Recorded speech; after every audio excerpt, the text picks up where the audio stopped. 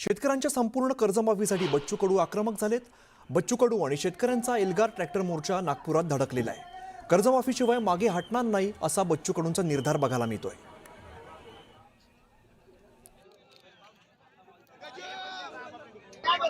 शेतकऱ्यांच्या कर्जमाफीला घेऊन नागपुरात आंदोलन सुरू आहे।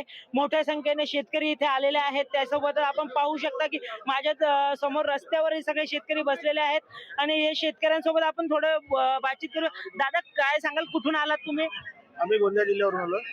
आपल्या धान शेती गोंदियाला भरपूर होते।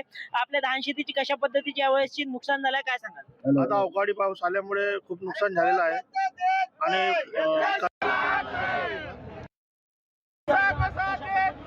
किती कर्ज आहे, काय सांगाल?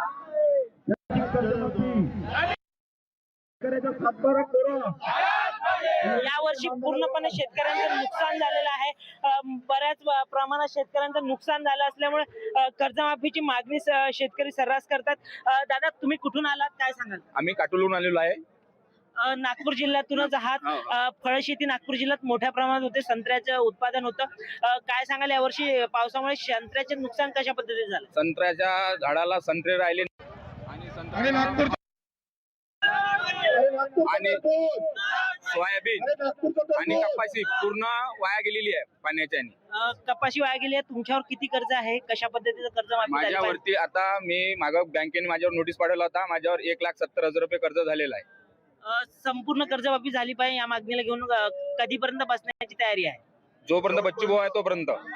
जोपर्यंत बच्चू भाऊ या आंदोलनात सहभागी आहेत तोपर्यंत हे शेतकरी या आंदोलनाला बसण्याची तयारी केलेली आहे।